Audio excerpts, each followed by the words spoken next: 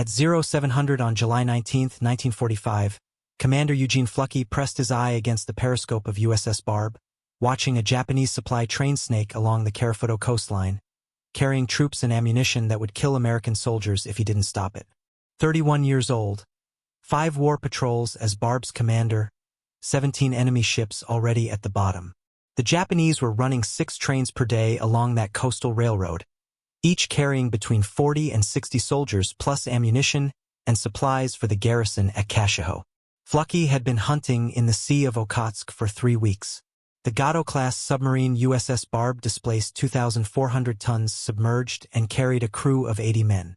She was one of the most decorated submarines in the Pacific Fleet, 4 Presidential Unit citations, 8 battle stars, a Navy unit commendation. But what made Barb truly dangerous wasn't her awards. It was her captain. 3 months earlier, Fluckey had received the Medal of Honor. The citation described his attack on Namquan Harbor off the coast of China in January 1945. He had taken Barb into water so shallow the submarine couldn't dive. Minefields on both sides, Japanese destroyers patrolling the entrance, 30 merchant ships anchored inside, protected by what the Japanese believed was an impenetrable defensive position.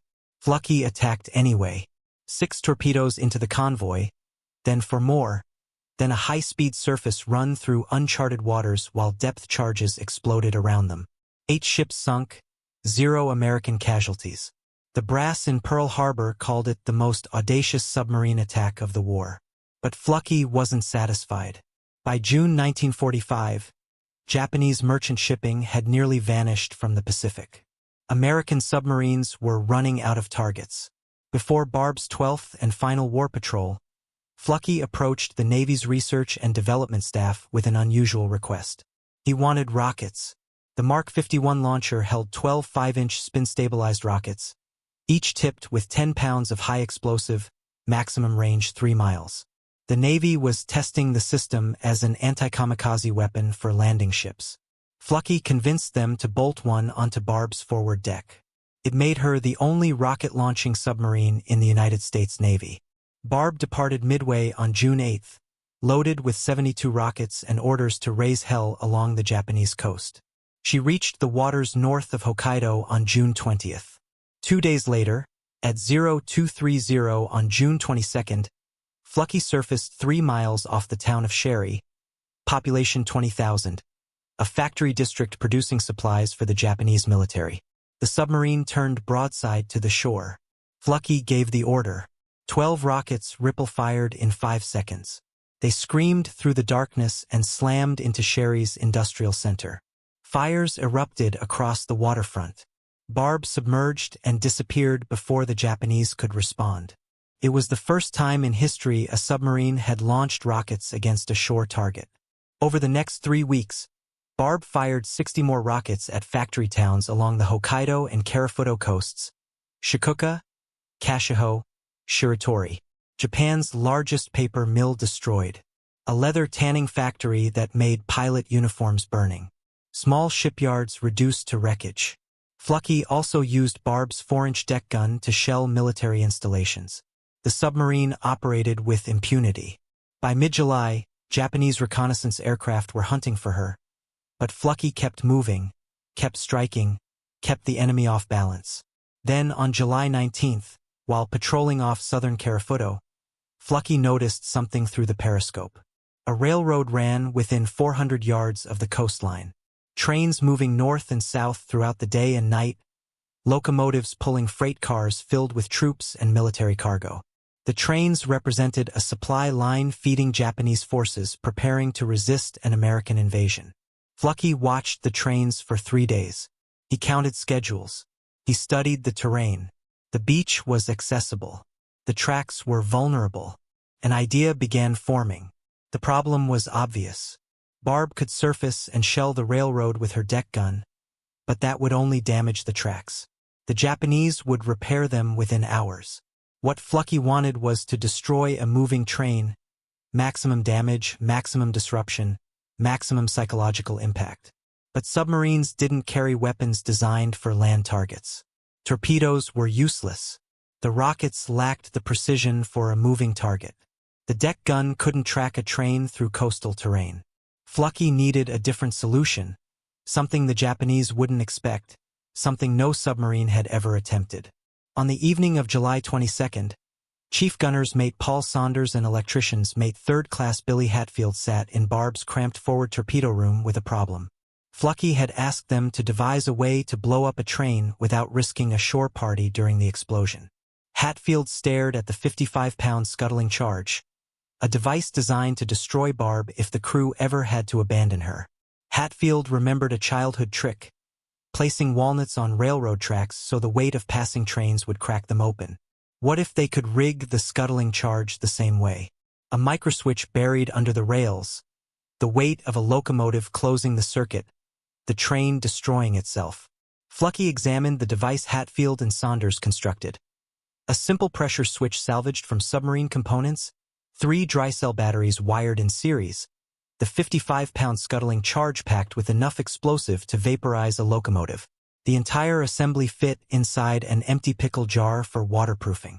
When a train's weight depressed the rails even a quarter inch, the microswitch would complete the circuit. Detonation would occur directly beneath the locomotive's boiler. Hatfield estimated the explosion would destroy at least the first 3 cars and derail everything behind them. The engineering was sound, but the mission itself carried enormous risks. Barb would need to surface within 1,000 yards of the Japanese coastline. A shore party would paddle inflatable rafts to the beach, cross 400 yards of enemy territory, plant the explosive, and return before dawn. If Japanese patrols discovered them, the men would be trapped on hostile soil with no support and no escape route. If the submarine was spotted while surfaced in shallow water, she couldn't dive quickly enough to evade attack. Fluckey calculated they would have roughly 90 minutes from the moment the rafts launched until Barb had to submerge. Every man aboard Barb volunteered. 80 sailors raised their hands when Fluckey asked. He set strict criteria. Unmarried men only, physical fitness and swimming ability, preferably former Boy Scouts, and a mix of skills. Fluckey selected 8 men. Chief Gunner's Mate Paul Saunders would lead the shore party. 26 years old, he had served aboard Barb since her commissioning in 1942, every single war patrol. Electrician's Mate Third Class Billy Hatfield would handle the explosive. Signalman Second Class Francis Sever, Ship's Cook First Class Lawrence Newland, Torpedoman's Mate Third Class Edward Klingensmith, Motor Machinist's Mate Second Class James Richard, Motor Machinist's Mate First Class John Marcus, and Lieutenant William Walker as officer in charge. Preparations began immediately. Engineers cut steel plates from the engine room flats, bent and welded them into improvised picks and shovels. The explosive would need to be buried at least 6 inches beneath the ties. Survival gear was packed in case they had to flee toward Soviet territory on northern Sakhalin, 130 miles through mountains. Raw steaks were included to distract guard dogs reportedly used along the line. Weather became critical. Fluckey needed cloud cover to hide the 3/4 moon. For 4 days, Barb patrolled offshore as the sky cleared again and again. With only 5 days left before return to Midway, the window was closing. On the afternoon of July 22nd, clouds finally built from the west. By evening, stratus capped the mountains along the coast. Fluckey made the call. They would go that night. At 2,300 hours, Barb approached the shoreline on the surface, running slowly on electric motors. Darkness held. No lights on the beach. No patrols visible. Barb crept to within 950 yards of shore in 36 feet of water. 8 men assembled on deck in dark clothing. Midnight approached. Fluckey gave the order. The rafts went over the side. The rafts hit the water at 0005 on July 23rd. Saunders and Walker took the lead raft with Hatfield and Sever. The second raft carried Newland, Klingensmith, Richard, and Marcus. The men pushed off from Barb's hull and began paddling toward the invisible shoreline. No lights, no sound except the dip of paddles and the whisper of water against rubber. The cloud cover held. Darkness remained absolute. Behind them, USS Barb sat low in the water, a darker shadow against the black ocean. 25 minutes to reach the beach. The men paddled steadily, maintaining formation. The surf was light, no breakers to contend with.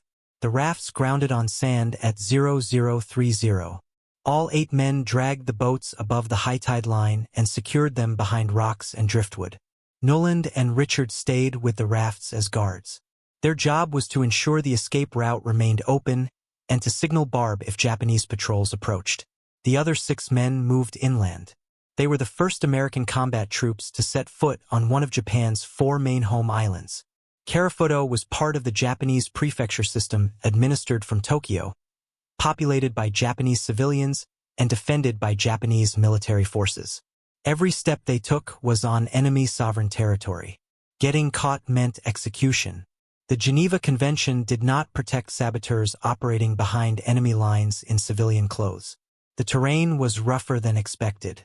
High grass concealed uneven ground. Sever nearly twisted his ankle in a depression hidden by vegetation. They moved slowly, testing each step before committing their weight.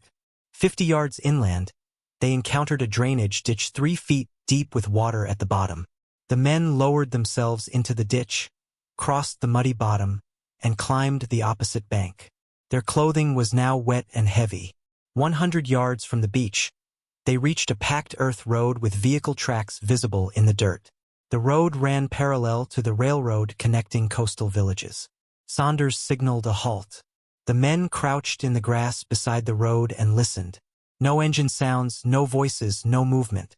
They crossed quickly, one at a time, then continued toward the railroad embankment, visible as a dark ridge against the slightly lighter sky. At 0050, they reached the base of the railroad embankment. Walker and Saunders climbed to the tracks and examined the area. The rails ran north-south on a raised bed of gravel and crushed rock. Wooden ties spaced evenly beneath the steel rails. The position offered good visibility in both directions, too good. If a patrol came along the tracks, the shore party would be completely exposed. They needed to work fast. Before they could begin digging, Sever grabbed Saunders' arm and pointed north. A faint vibration in the rails, then a distant sound. A train was coming. The men dropped flat in the grass beside the embankment. Hatfield pulled the pickle jar containing the explosive tight against his chest. The vibration grew stronger. The sound became a rhythmic chugging, a locomotive pulling freight cars through the darkness. The train appeared from the north at approximately 0055. No headlight, complete blackout conditions. The locomotive passed within 15 feet of where the Americans lay hidden, steam hissing, wheels clacking over rail joints. The men could feel the ground shaking. Freight cars followed. 1, 2, 5, 10. The shore party counted silently. 15 freight cars. Then the train passed, continuing south toward Kashiho. The sound faded into the distance. Saunders waited 2 full minutes after the train disappeared before giving the signal to move. The men climbed onto the embankment and took positions. Klingensmith, Sever, and Walker spread out as sentries. Klingensmith moved north along the tracks 50 yards. Sever went south the same distance. Walker positioned himself where he could see both directions and watch the road they had crossed. That left Saunders, Hatfield, and Marcus to dig and plant the device. Hatfield selected the location. A straight section of track where an approaching train would be traveling at maximum speed. No curves to slow it down, no grade to reduce momentum. The rails ran level across flat ground for at least half a mile in both directions. Perfect. Hatfield knelt between the rails and examined the ties. He needed to bury the explosive directly beneath the rail where the locomotive's weight would depress it enough to trigger the microswitch. Saunders and Marcus began digging with the improvised tools. The gravel came away easily at first, but 6 inches down they hit compacted earth mixed with larger rocks. The digging became harder, slower. The steel shovel scraped against stones.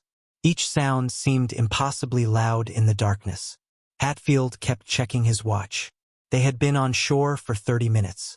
Fluckey would wait 90 minutes maximum before Barb had to dive. The clock was running. At 0115, Sever whistled softly from his position south along the tracks. Another train was coming. The shore party dropped flat again. This train was approaching from the south, moving north, the opposite direction from the first one. Hatfield lay beside the partially excavated hole, still clutching the pickle jar. The digging tools were scattered across the gravel between the rails. If the locomotive's headlight was on, the engineer would see everything. The mission would be compromised. Japanese troops would flood the area within minutes. But like the first train, this one ran in complete darkness. No headlight.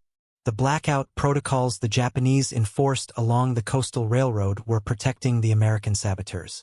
The locomotive thundered past at 0117. Another freight train, 14 cars this time. Hatfield counted them as they clattered overhead. The shore party remained motionless until the sound faded completely to the north. 2 trains in 22 minutes. The railroad was more active at night than Fluckey's observations had suggested.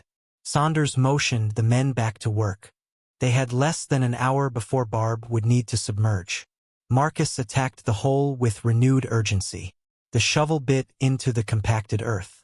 Rocks scraped free. Saunders used the pick to break up the harder sections. Within 15 minutes, they had excavated a space roughly 12 inches square and 8 inches deep directly beneath the western rail, large enough to accommodate the scuttling charge, the batteries, and the microswitch assembly. Hatfield removed the components from the pickle jar.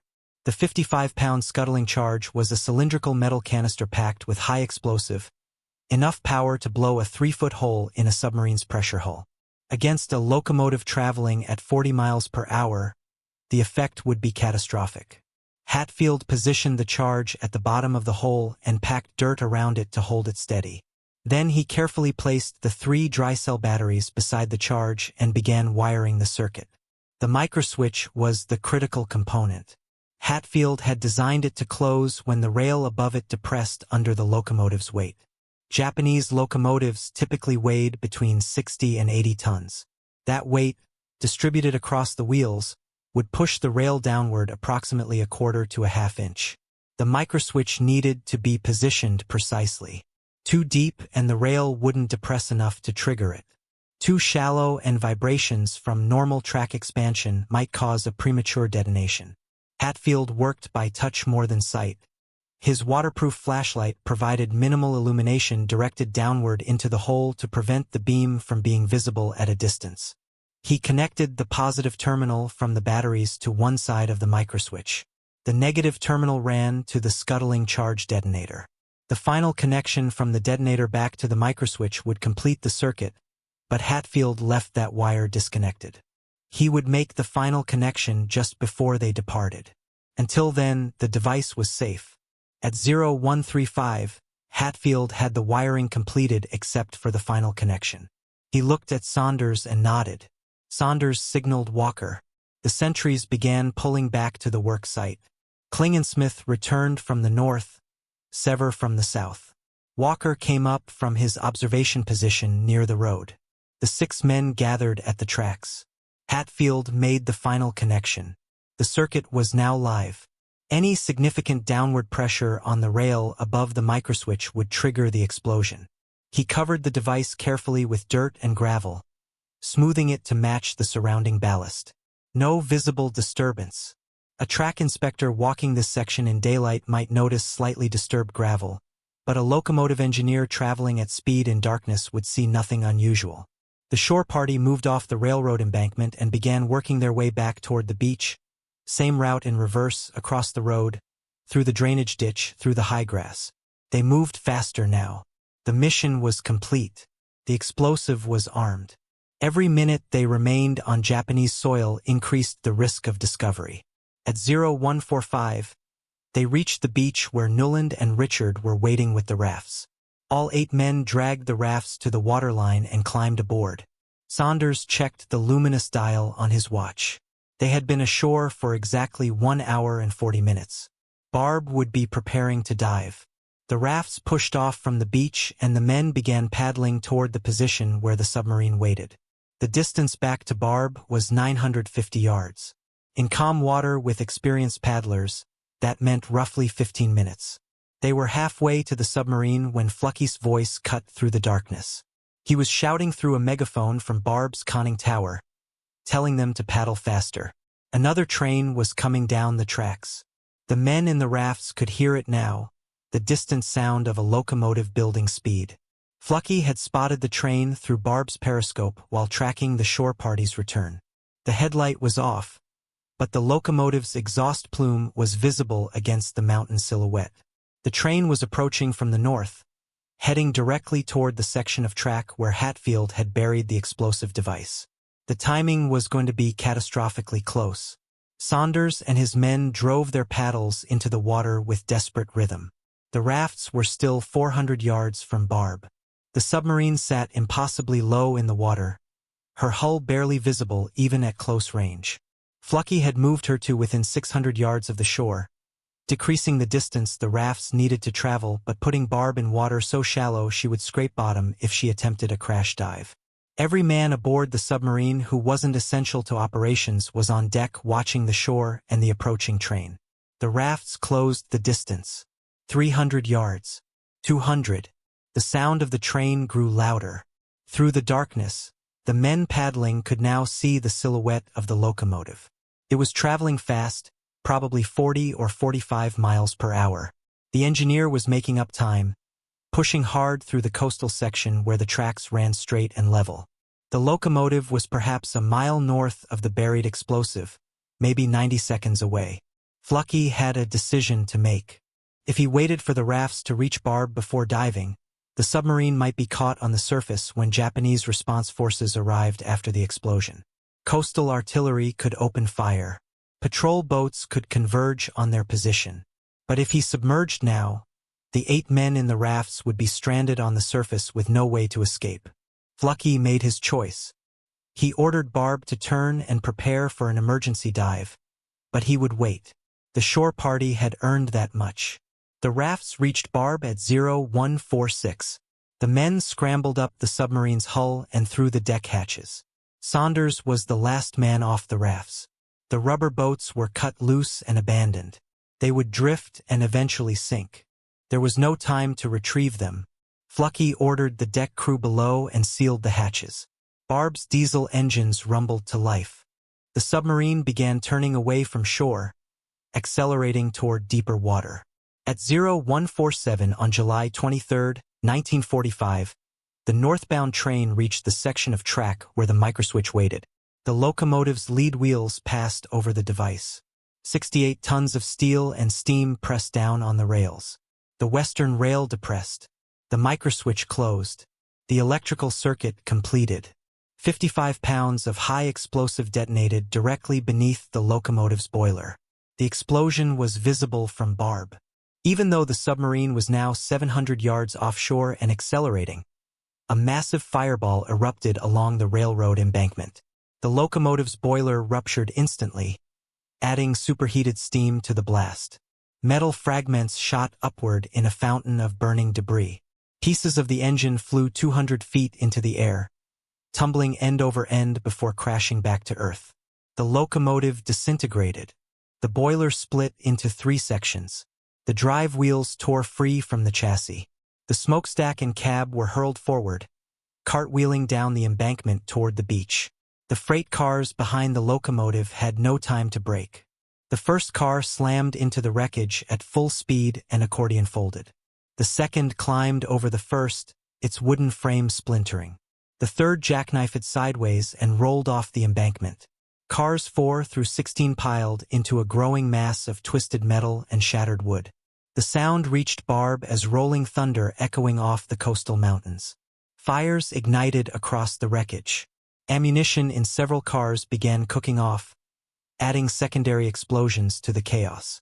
Fluckey ordered all non-essential personnel topside to witness what they had accomplished. Dozens of submariners crowded onto Barb's deck and conning tower, watching the fires burn along the Karafuto coastline. Japanese propaganda would later claim the train carried civilians. American intelligence indicated otherwise. Trains running at night on coastal military railroads transported troops and war material.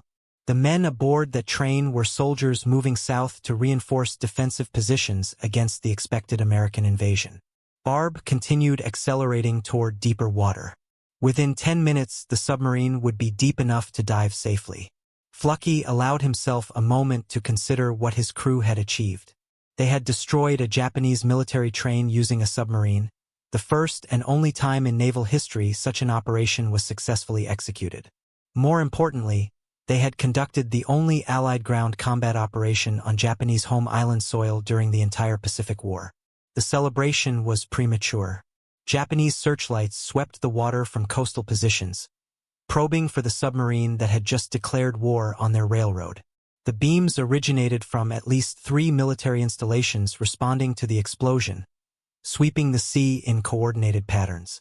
Barb was still on the surface, running at maximum speed toward deeper water. Her dark gray paint blended with the black ocean, but if a searchlight caught her, coastal artillery would open fire within seconds. Fluckey ordered a course change, angling northeast away from the search pattern. Barb's diesel engines ran at 150% overload, the same emergency power setting used during the escape from Namquan Harbor. The submarine made 23 knots on the surface, leaving a phosphorescent wake that would betray her if illuminated. The depth gauge read 48 feet, still too shallow for a safe dive but better than the 36 feet near shore. At 0200, Barb crossed into 60 feet of water. Fluckey gave the order to dive. The bow tilted downward as ballast tanks flooded. Topsides were already secured. Within 90 seconds, Barb was fully submerged and leveling off at periscope depth. The searchlights continued sweeping the surface above, but the submarine was gone. Fluckey maintained slow speed on electric motors to reduce noise. Japanese patrol boats would be launching soon if they had not already. Barb remained submerged for 6 hours, slipping away from Karafuto while Japanese forces searched the coastal waters. At 0800 on July 23, Fluckey cautiously raised the periscope. No patrol boats were visible. The searchlights were extinguished with the dawn. Smoke still rose from the railroad embankment where the train had exploded. Barb surfaced in deeper water and resumed patrol. The mission was not finished. Fluckey still had 4 days before returning to Midway, and he intended to use every hour. Over the next 72 hours, Barb continued attacking Japanese coastal targets. On July 24, the submarine surfaced off Chiri and shelled a military radio station with her 4-inch deck gun, scoring direct hits that destroyed the antenna array and set the building ablaze. On July 25, Barb attacked a small shipyard at Shirako, destroying 2 wooden coastal freighters under construction. On July 26, the submarine fired her final 12 rockets at a military garrison on Kaihio Island, then withdrew toward open ocean. Japanese aircraft searched relentlessly for Barb during the final days of the patrol. Reconnaissance planes crisscrossed the Sea of Okhotsk, attempting to locate the submarine terrorizing their coastal infrastructure. Fluckey evaded them through constant movement and by diving whenever aircraft appeared. On July 27, Barb set course for Midway Island. The 12th and final war patrol was complete. USS Barb arrived at Midway on August 2, 1945. The crew assembled on deck in dress uniforms, holding the submarine's battle flag. It was unlike any other in the United States Navy. 17 patches represented ships sunk. Symbols marked the Presidential Unit Citation and Navy Unit Commendation. Rockets and gun emblems denoted shore bombardments. 6 Navy crosses earned by crew members. 23 silver stars. 23 bronze stars.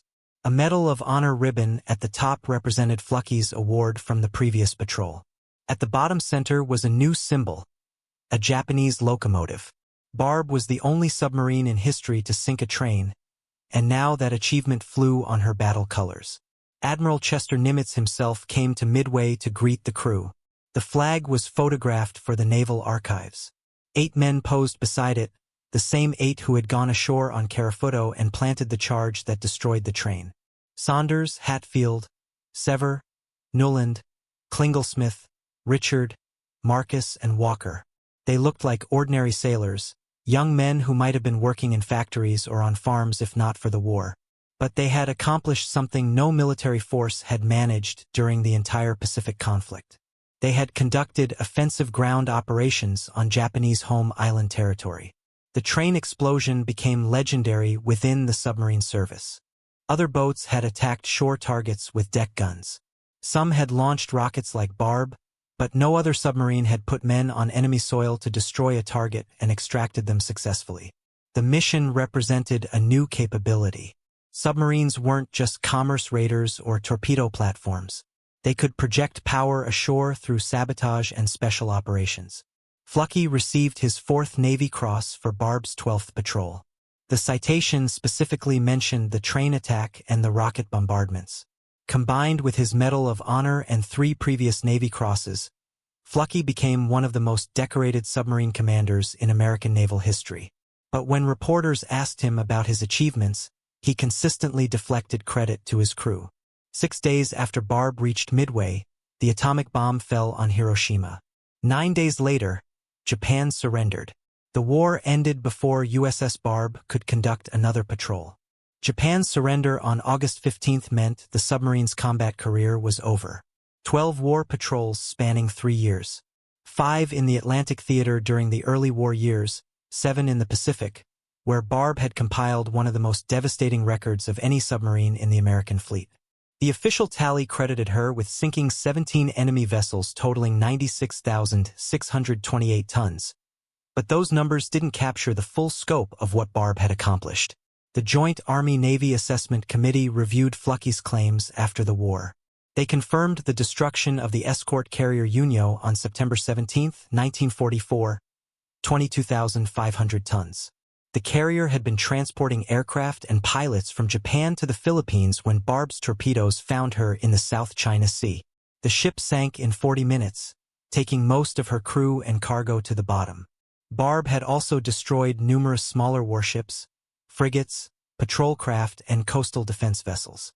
The attacks on merchant shipping had strangled supply lines feeding Japanese garrisons across the Pacific. But the train remained Barb's most famous kill. Naval historians would spend decades analyzing the mission, the planning, the execution, the risks. What made the operation remarkable wasn't just its audacity, it was the proof of concept. Submarines could conduct operations far beyond traditional anti-shipping warfare. They could launch missiles.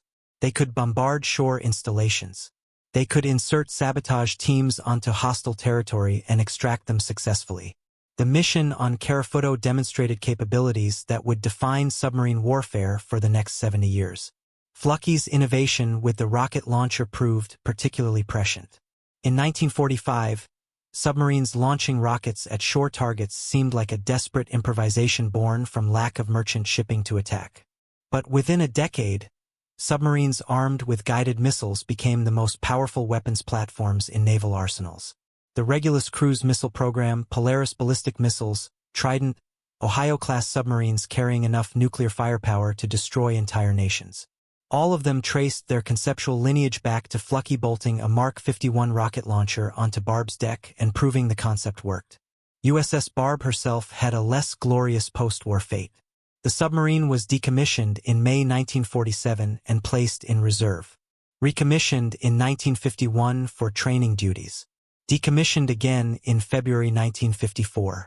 That same year, she underwent Guppy conversion, a modernization program that gave World War II submarines improved underwater performance.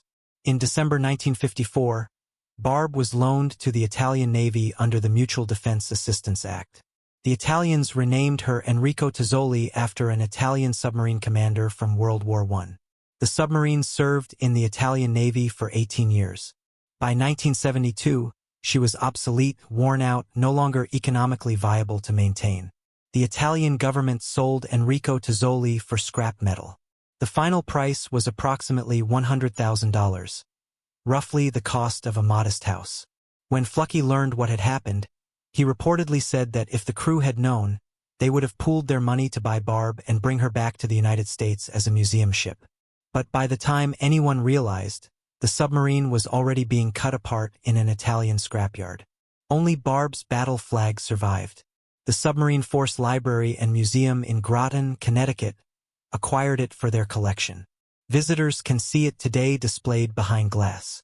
The 17 ship symbols, the train at the bottom, the Medal of Honor ribbon at the top. The flag tells the story more eloquently than any historical account. Eugene Fluckey remained in the Navy after the war. He served as an aide to Secretary of the Navy James Forrestal, then to Admiral Chester Nimitz. In 1960, President Eisenhower approved his promotion to Rear Admiral. Fluckey commanded Amphibious Group 4, served as President of the Naval Board of Inspection and Survey, commanded the entire Pacific Submarine Force from 1964 to 1966, and finished his career as Director of Naval Intelligence. He retired in 1972 after 37 years of service. Retirement didn't mean inactivity. Fluckey and his wife Marjorie moved to Portugal and opened an orphanage in 1974. They ran it for 8 years, providing homes for children who had lost families. Marjorie died in 1979. Fluckey remarried in 1980 and continued the orphanage work until it closed in 1982.